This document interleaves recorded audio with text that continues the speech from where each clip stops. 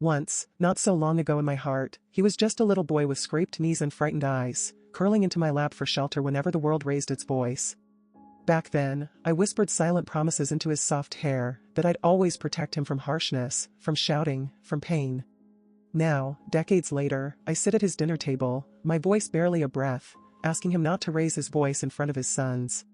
And he turns to me with eyes colder than I remember, jaw tight, and says, "This is my house, Mom. You don't get to tell me what to do." It had started over something ridiculous. Lucas, the younger one, spilled his juice again. It wasn't the first time. But David reacted so quickly, so harshly, the kind of reaction I used to protect him from. Jesus, Lucas. Be careful. Every single night with you. It cut through the room like a whip. Claire froze at the sink. Noah stopped chewing mid-bite. I waited a second, then gently said, "Maybe don't yell, David. They're just kids. Just a whisper. Just a mother's instinct to soften the blow." But it struck him like a challenge. He slammed the dishwasher shut. Not violently, but deliberately. "Mom, I don't need parenting advice. Especially not in front of my kids." That word, especially, landed harder than any yell. Even the boys looked at me. I smiled weakly, nodding. The roast was dry. The green beans were overcooked. Still, I chewed. I nodded. I smiled when Lucas told me about his school project. Pretended I wasn't folding in on myself. After dinner, I helped Claire clear the plates, though she avoided eye contact. I climbed the stairs to what they call my room. Once David's office, now a guest room with a bed too firm and curtains too thin. I sat down and looked at my hands. They were trembling. I wasn't angry. Not really. I was dissolving. There's a difference. It had only been 7 months since the fall. Since the hospital.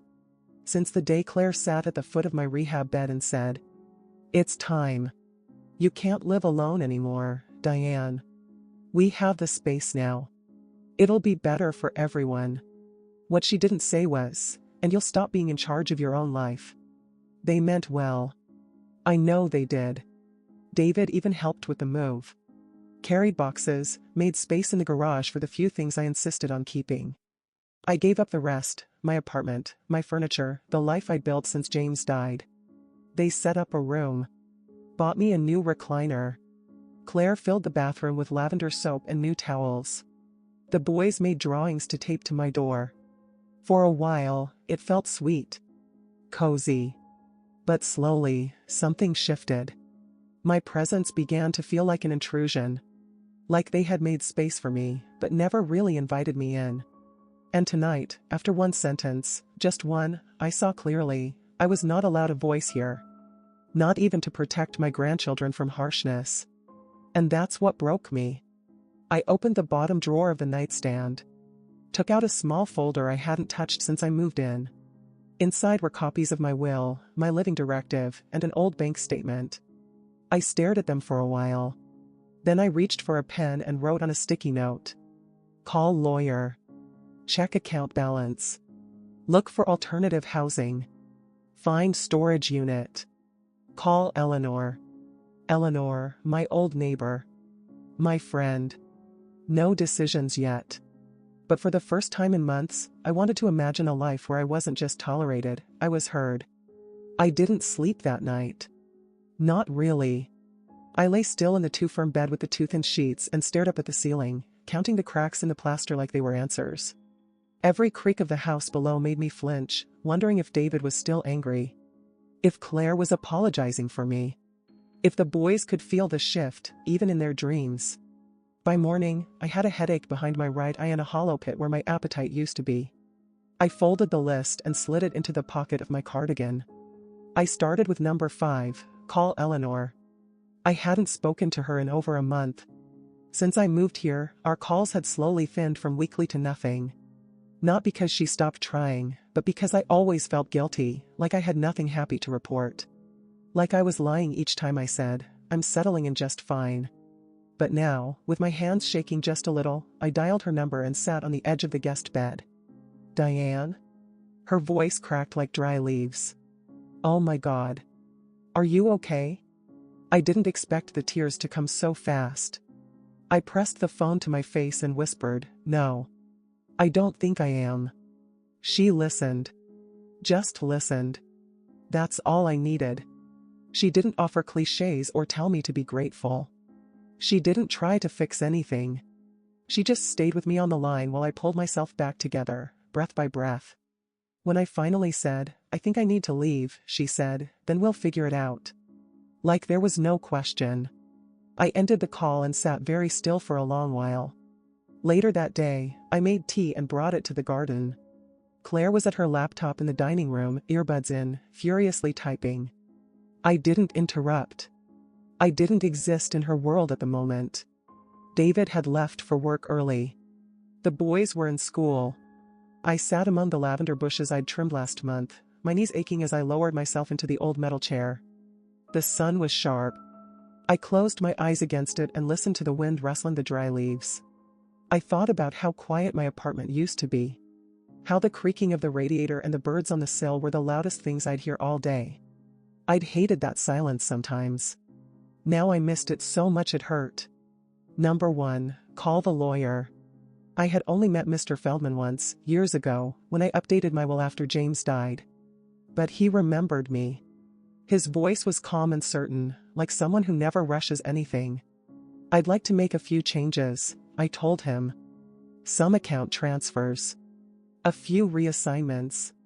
Of course, he said. Whatever you need. We scheduled a meeting for Thursday. I felt something click into place after that call.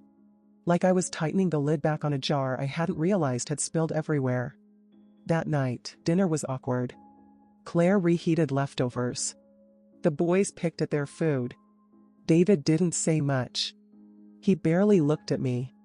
When Lucas accidentally dropped a fork, I flinched, more than I should have. David didn't yell. But he sighed, one of those long, disappointed sighs, and Noah looked up at him like he'd done something terrible. Claire noticed. She said, "It's fine," too quickly, too brightly. I didn't speak. After dinner, I helped clear plates again. This time, Claire let me. She still didn't make eye contact. The next morning, I checked my bank accounts. Transferred some funds. I started browsing rental listings on my phone. Most places were too expensive. Too far. Too small. But I didn't stop looking. Number 4, find storage. That was easier. I called the same company I'd used before. They still had my boxes. My old lamps. My sewing machine. My photos. They remembered me. They said they could make space available by the end of the week. "Do you need help moving anything in?" the woman asked kindly. "Not yet," I said. "But soon." David came home late that night. I heard him come in around 10. The garage door shook the house a little, and I listened to his footsteps in the hall like a child afraid of thunder. I stayed quiet. The list was still folded beside me, on the nightstand. When I finally drifted to sleep, it was shallow and full of strange dreams, dreams where I was packing boxes in a house that kept changing shape, the rooms narrowing and shrinking behind me. The next few days passed like fog. Claire offered me tea one morning. I was so surprised I almost cried. Lucas asked if I could help him find his art project. I spent 20 minutes on my knees beside his bed until we found it, a mess of feathers and glue and what looked like part of an egg carton. He hugged me. David still hadn't apologized. But something in the air had shifted. On Thursday, I dressed in my nicest blouse and took the bus to Mr. Feldman's office. He greeted me like an old friend. We made the changes I'd planned: account access, insurance, legal notes about medical power of attorney. "You're sure about all this?" he asked gently. "I am," I said.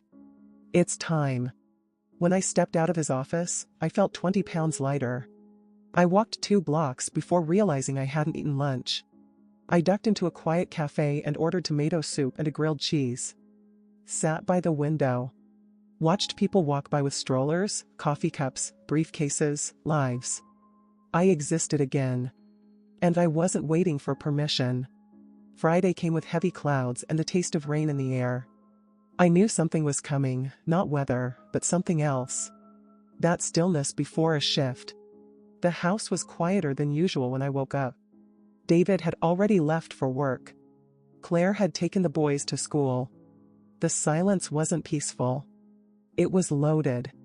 I stood in the kitchen holding a mug of tea I wasn't drinking when Claire came back in. She looked tired. Her hair was pulled back, her makeup half done, and her shoulders slumped. "I'll be working from home today," she said. "Of course." She looked at me for a moment. Not with anger. Not even with coldness. Just weariness. Like she'd been holding something heavy for a long time. "Diane," she said finally, "can I ask you something?" I nodded. "Why did you come here?" "Really?" The question wasn't cruel. It wasn't even accusatory. But it landed with a thud in my chest. I opened my mouth and closed it again. Then I said, "Because I thought I had nowhere else to go." She nodded slowly, like she understood that. Then she added, "But you didn't ask us. You just came."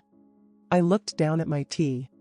I thought this was still family. Claire didn't respond.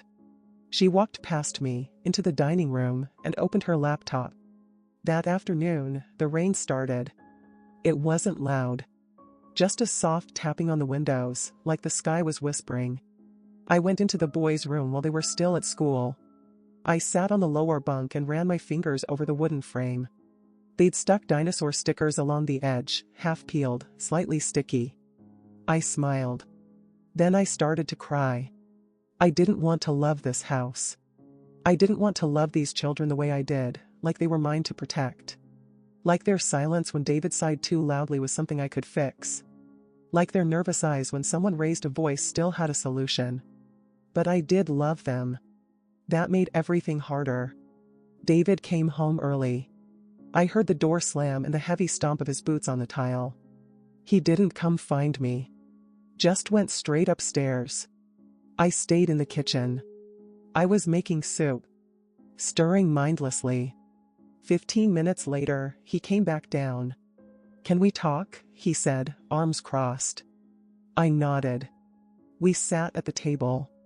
He didn't look at me for a full minute. Then he said, "This isn't working." I nodded again. He blinked like he didn't expect me to agree. "I mean, I know it's been difficult, but Claire and we didn't plan for this. You being here. It wasn't supposed to be long-term." I stared at him. He added, "You were never supposed to stay." There it was. The thing I'd been pretending wasn't true. I swallowed. "I know." He looked surprised. "You do?" I nodded. "That's why I've been making arrangements. I'm leaving next week." His face changed. Just a flicker of something, guilt, maybe. Or relief. "I didn't mean to sound harsh," he said, softer now. "Yes, you did," I replied. "But that's okay." He looked away. I stood, slowly. "Thank you for letting me stay as long as I did." I left the soup on the stove and went upstairs. That night, I packed one box. Just one. Clothes I didn't wear often. Books I'd already read. The photo of James that I kept by the bed. I left the rest. For now. Saturday morning, the sun returned.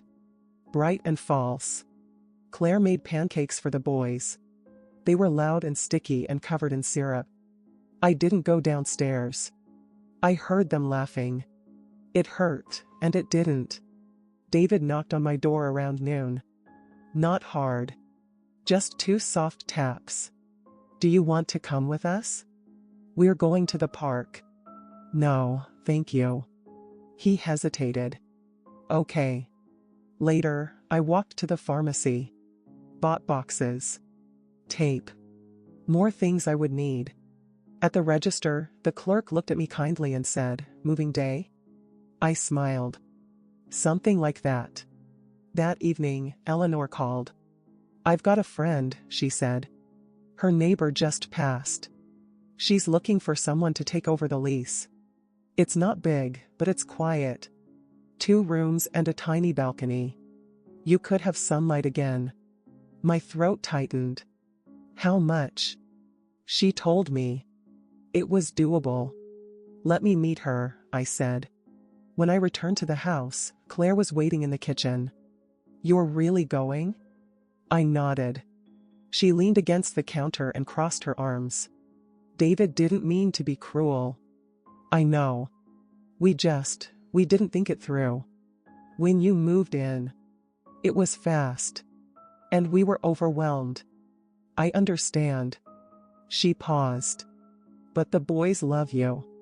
You know that, right? I felt the tears prickling. I love them too. She nodded. Maybe we could do something different. Visits. Regular ones. We could come to you. I smiled through it. That would be nice. It was the first time we saw each other clearly. I moved out on a Wednesday morning. The house was still sleeping when I carried the last box to Eleanor's car. The boys had left for school early. Claire didn't say goodbye. David wasn't home. Maybe it was easier this way. Maybe not. Eleanor drove in silence most of the way. The new apartment was on the second floor of an old red brick building in a neighborhood that smelled like fresh bread and old trees. There was no elevator. I didn't complain. The apartment was simple. A pale beige living room. 1 small bedroom. A kitchen that looked tired, but clean. There was a narrow balcony that overlooked a quiet back garden. There was a tree with yellowing leaves and a single plastic chair someone had left behind. I stood there for a long time. Breathing. It didn't smell like anyone else. It didn't smell like disappointment. Just old wood and sun. That evening, I unpacked slowly. First my clothes. Then the linens. Then the photo of James. I placed it on the nightstand. He looked younger than I remembered, or maybe I just looked older now. I touched the frame and whispered, I made it. No one answered, but I felt less alone. 2 days passed. Quiet. Peaceful.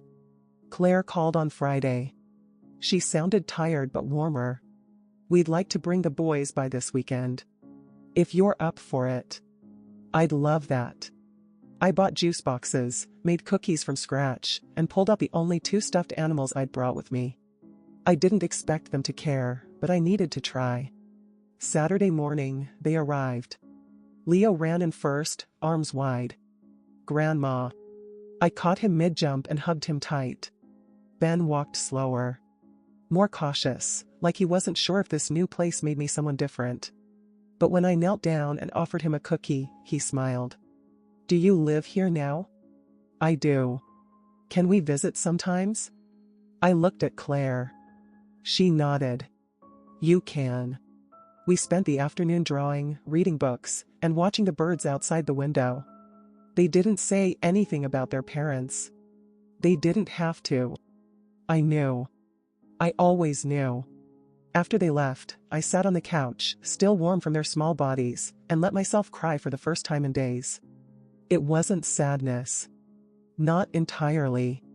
It was release. But then I noticed the envelope. It had been slipped under the door. No name. No stamp. Just plain white, sealed tightly. I stared at it. Something told me not to open it. But I did. It was a letter. From David. In his handwriting. Sharp and controlled. Mom. I don't know if writing this will help anything. Maybe it's selfish. Maybe I just don't want to carry it alone anymore. You asked me once why I get angry so quickly. Why I raise my voice. Why I seem cold. I've never told you the truth. Because part of me has always blamed you for it.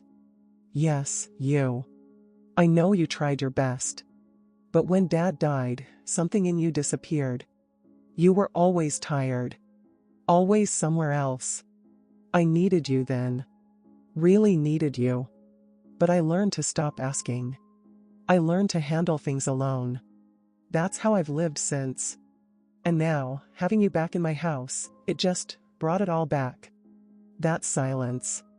That feeling of being invisible unless I was in trouble. I became the boy again who watched his mother sleep through life.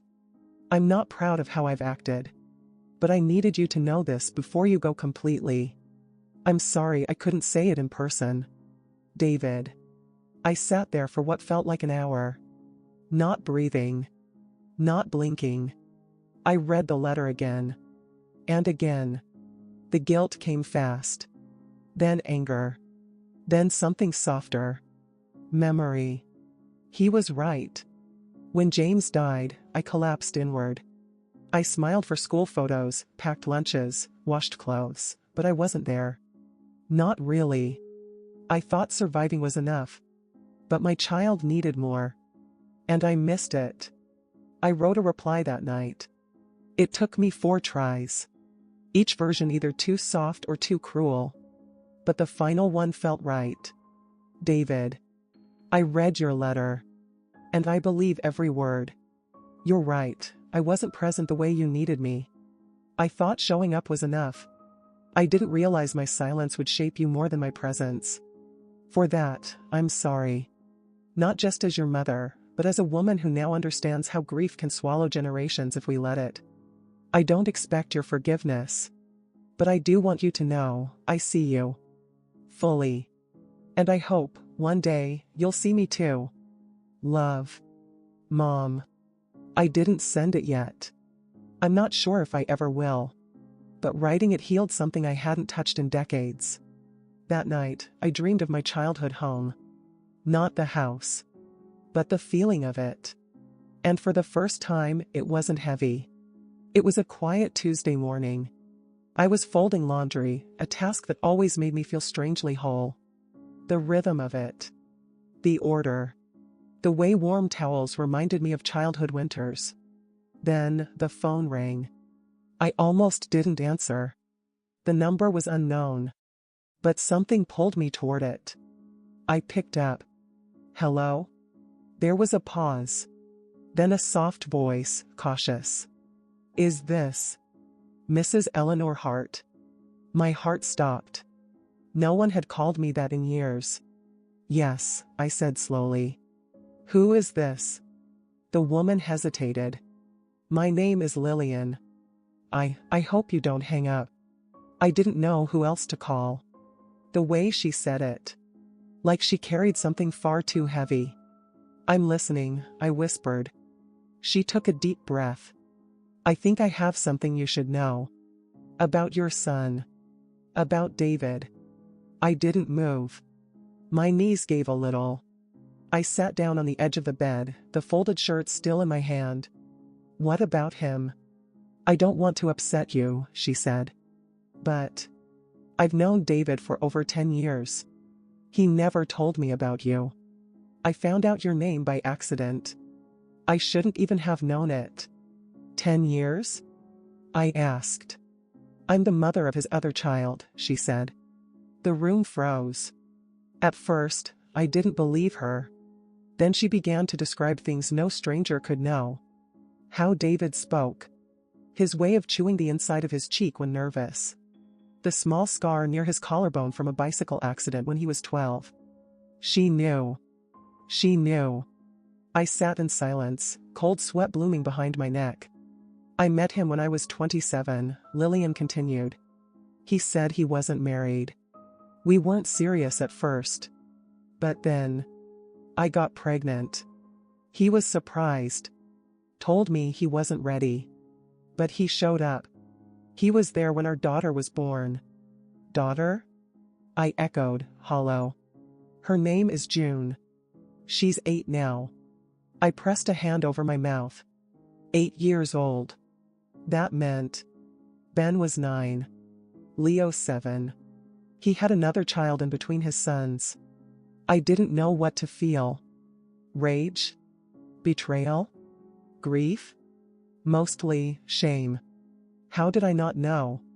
How could a mother miss something like that? Why are you telling me this now? I asked. There was silence on the line. Then, she said, he stopped seeing June last year. Just disappeared. Said it was too complicated. That his wife was getting suspicious. June still asks about him. She thinks he's just busy. Her voice cracked. I thought maybe, if you knew, if anyone in his life cared, he might come back to her. At least write her a letter. I closed my eyes. Images blurred together. David as a boy, holding his baby sister's doll and pretending he didn't care. David as a teenager, silent at the dinner table. David holding Ben, the first time I saw him as a father. Now this. I told Lillian I needed time. She gave me her number. Said she'd understand if she never heard from me again. But I knew I'd call her back. I just didn't know when. That night, I sat on the floor of my apartment and cried until my body ached. Not just for June. Not just for Lillian. But for the woman I had been, the one who believed she still knew her son. That woman no longer existed. I didn't sleep. At 2:12 a.m., I got up and opened the little cedar box I'd brought with me. Inside, a few old letters, a locket, and one photograph. David, age 6, in a Halloween costume I'd made by hand. A tiny lion. He was roaring, toothless grin wide. He had been such a gentle boy. What changed? Was it me? Was it the world? Was it just life? The next morning, I did something I never thought I'd do. I called Lillian back. She answered on the first ring. I'm sorry, I said. I believe you. There was silence. Then tears. We spoke for over an hour. I asked about June, what she liked, what made her laugh, what books she read. Lillian sent me a photo. She looked just like David. Same dark eyes. Same serious expression. But when she smiled, there I was. In her dimples. In the tilt of her head. It nearly broke me. I asked if I could meet her. Lillian agreed, cautiously. I don't want to confuse her, she said. But maybe as a friend. At first. I understood. I wasn't just a stranger to June. I was a crack in the story she'd been told.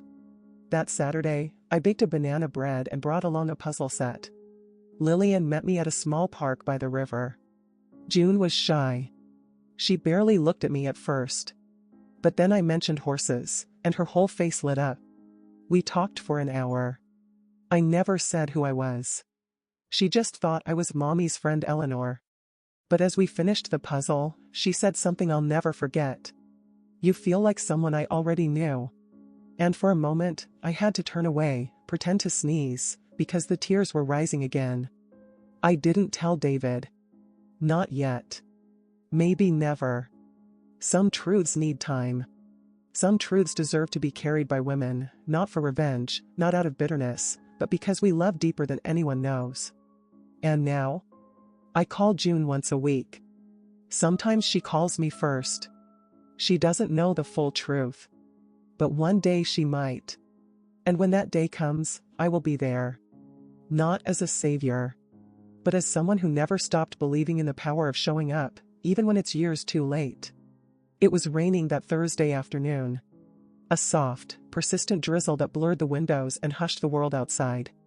I was standing in the kitchen, making tea I didn't really want, when the doorbell rang. I opened the door and froze. Claire stood there, soaked to the bone. Her mascara had smudged slightly, and her hands were shaking. She was holding a folded umbrella and a small paper bag. I didn't know where else to go, she said. I stepped aside. She walked in slowly, almost like she was unsure if the floor would hold her. I offered her a towel. She took it without a word and wiped her hands. I poured her a cup of tea, then sat across from her at the tiny kitchen table. Neither of us spoke for a long time. I lied to you, she said at last. Her voice was quieter than usual. Not cold, just exhausted. Like something inside her had finally broken. About what? She looked at me, her eyes raw. About David. About our life. About why I really wanted you out of the house. I waited. She took a breath, then another. I didn't want you to see. That's the truth. I couldn't have you watching me pretend anymore. I furrowed my brow. Pretend what? She laughed bitterly.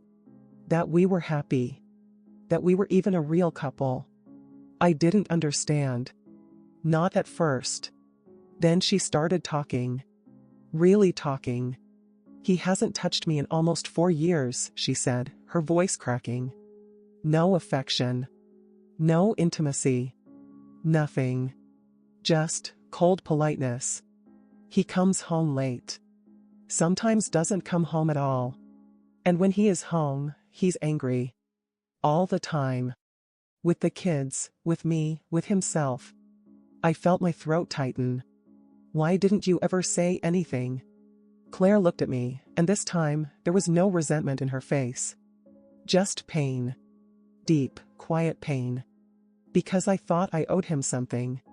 Because he paid the bills. Because I was scared. I thought maybe I was the problem. She set the cup down. I didn't want you to see how bad it had gotten. And when you moved in, for a moment, I felt seen. You noticed things I had stopped letting myself notice. The way he yelled. The way the boys flinched. You asked questions no one else ever did. She took a shaky breath. And that terrified me. I reached across the table and took her hand. She didn't pull away. I wasn't trying to judge you, I said softly. I just didn't know.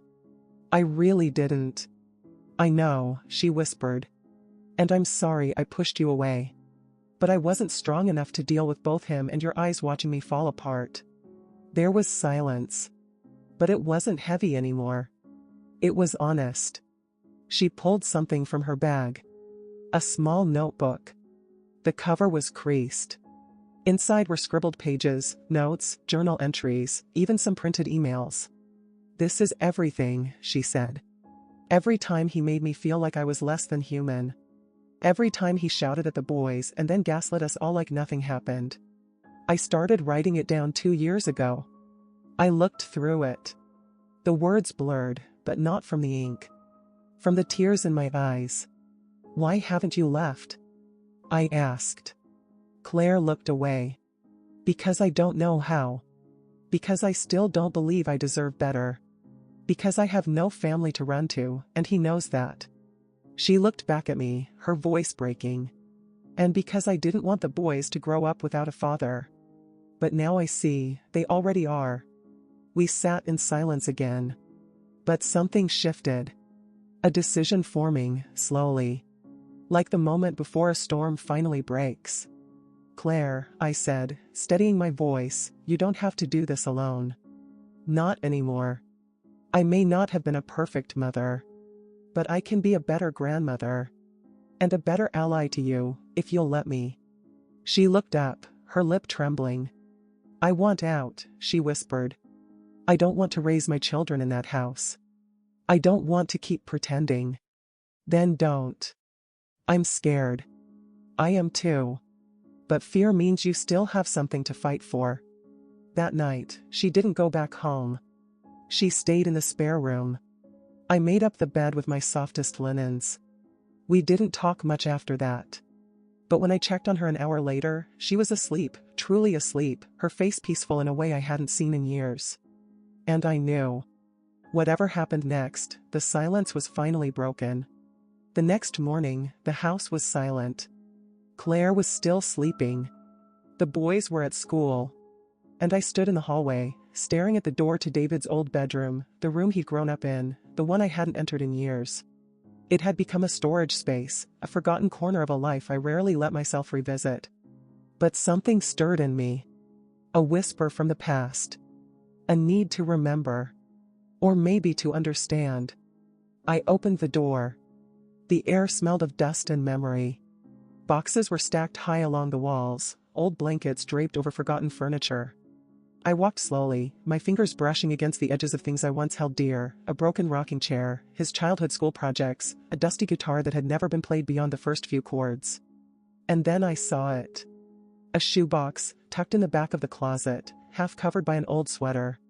I pulled it out and sat on the floor. Inside were letters. Dozens of them. Most were unopened, addressed to David, postmarked over a span of 15 years. The handwriting was instantly familiar. My late husband's. My breath caught. He had written to David? After all those years? I opened the top one.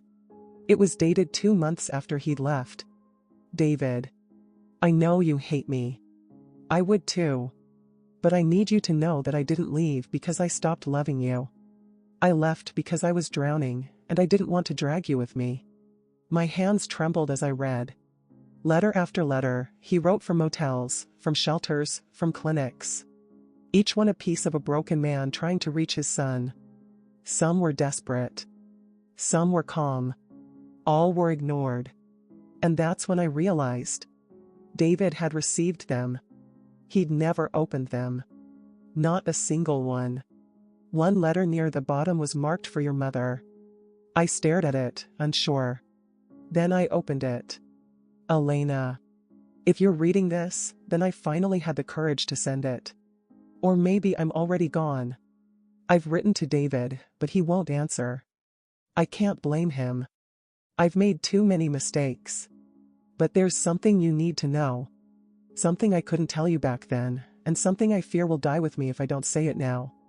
Our son isn't just angry. He's in pain. Real pain. And I think he always has been. You remember that summer, 1998. You were away for the weekend with your sister, and I was supposed to be watching him. He was 11. Do you remember what happened after? How he changed? He never told you, did he? I think something happened to him. Something bad. But I didn't ask. I was afraid. And I hate myself for it. I saw bruises. I saw how he flinched when I entered the room. I convinced myself it was nothing. That it was just his imagination. But I knew. I think someone hurt him. I think it was someone we trusted. I stopped reading. My heart had turned to glass. It couldn't be. It couldn't be. I forced myself to finish the letter. I'm telling you this now because maybe it will help you understand him. Maybe you can get through to him in a way I never could. Maybe you'll believe him if he ever finds the words. I'm sorry, Elena. For everything. I sat there for what felt like hours. I remembered that summer. I had been away. He had changed. He wouldn't eat for days. He started sleeping with the light on. He stopped playing piano. I thought it was just a phase. But now the puzzle pieces were falling into place. The unexplained rages. The coldness. The control. The damage. Claire found me still sitting there when she woke up. She looked at the letters, then at me. Her eyes widened. Are those from? I nodded. And then I handed her the one for David. I think he needs to read this. Claire took it silently. Later that day, after the boys were asleep, she drove to the house. She didn't stay long. When she returned, her face was pale. I left it on the kitchen table, she whispered. He was there. I didn't speak.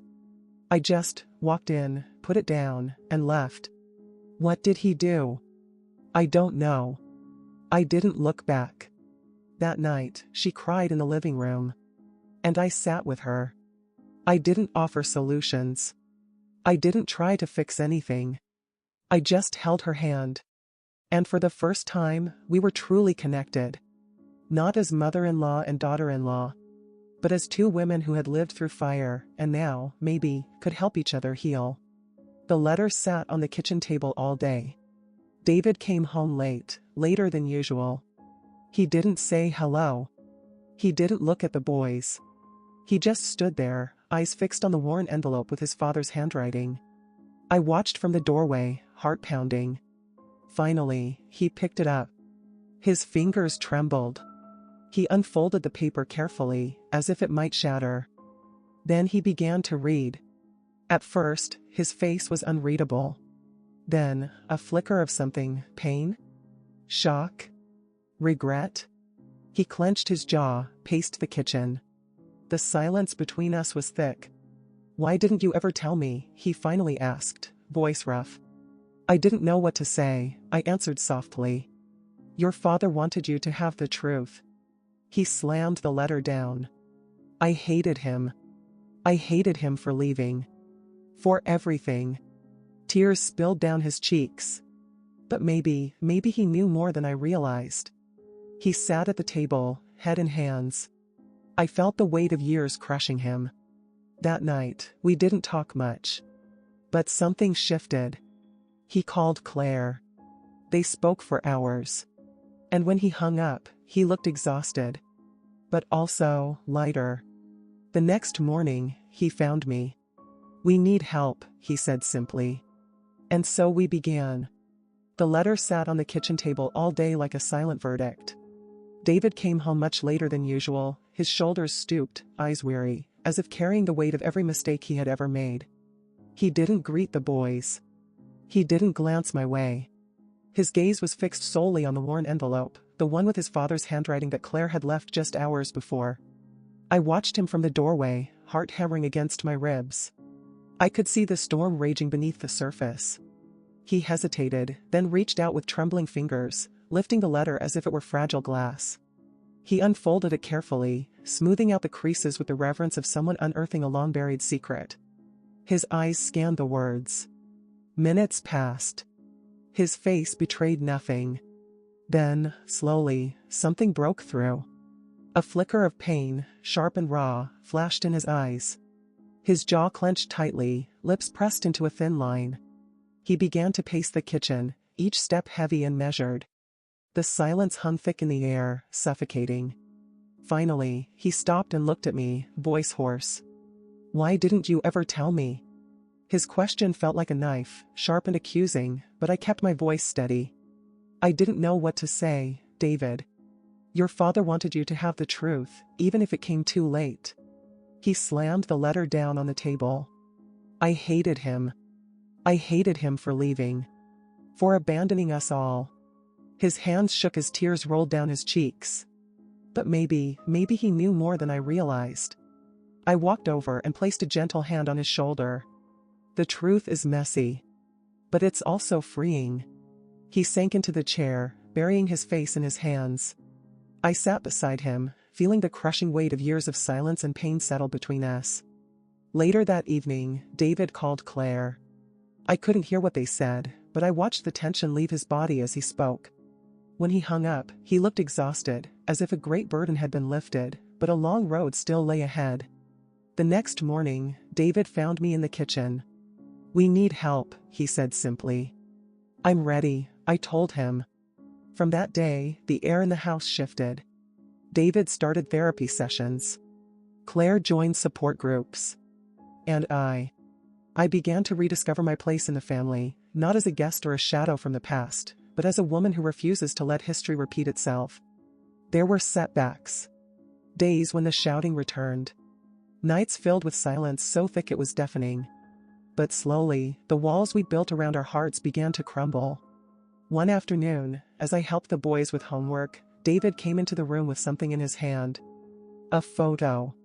Of him and his father. Smiling. Unbroken. "Maybe it's time to forgive," he said quietly.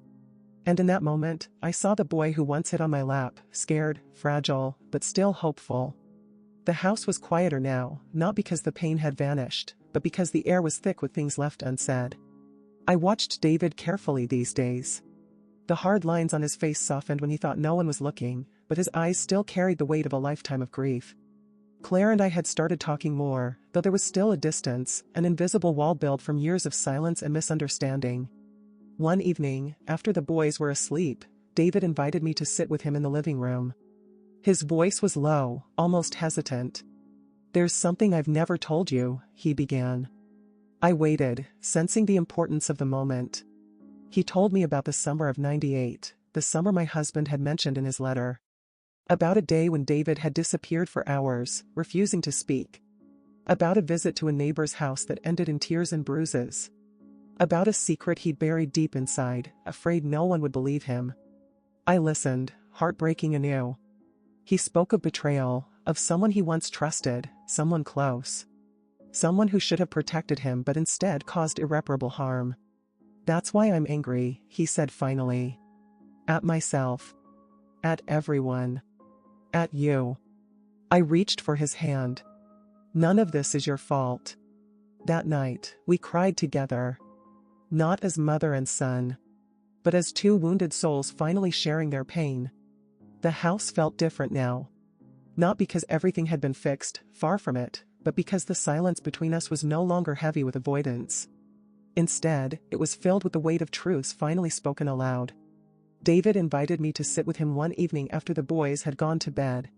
The living room was dimly lit, the soft glow of a lamp casting long shadows on the walls. He looked tired, the kind of tired that comes from carrying something inside for too long. He hesitated before speaking, as if unsure how to begin. There's something I've never told you, he said quietly.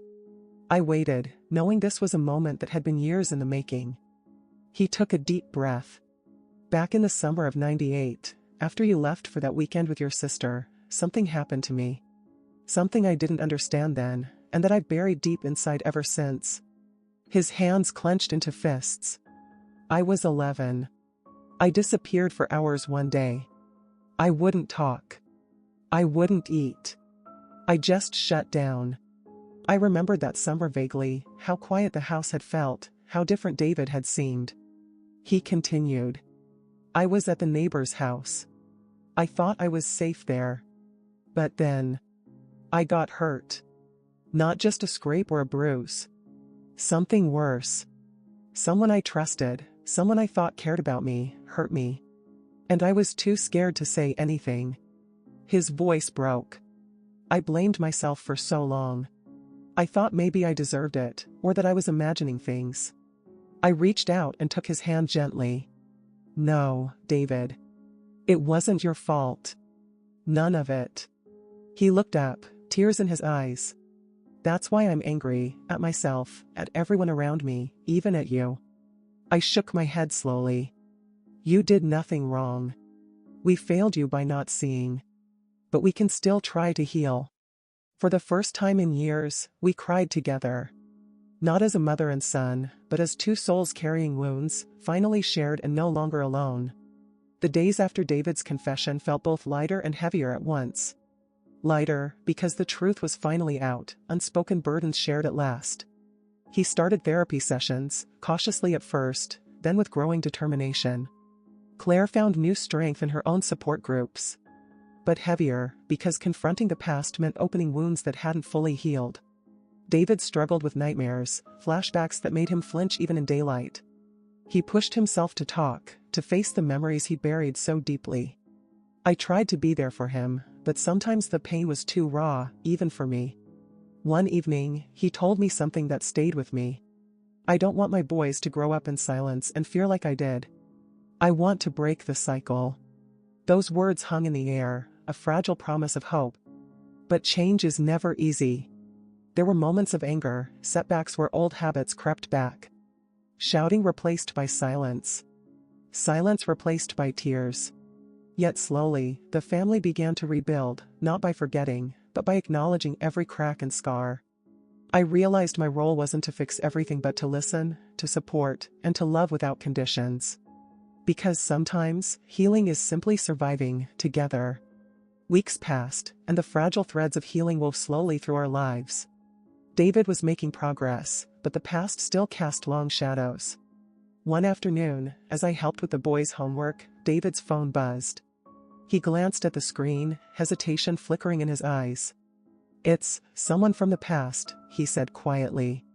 Later, he told me it was an old family friend, the one who had once betrayed him. They wanted to talk. David was torn. Part of him craved closure, another part feared reopening old wounds. We talked late into the night about what forgiveness really meant, if it was possible, if it was necessary. He decided to meet. The meeting was tense. Words were exchanged carefully, pain and regret tangled between them. But David left feeling something he hadn't expected, a small measure of peace. That evening, he sat beside me, exhausted but lighter.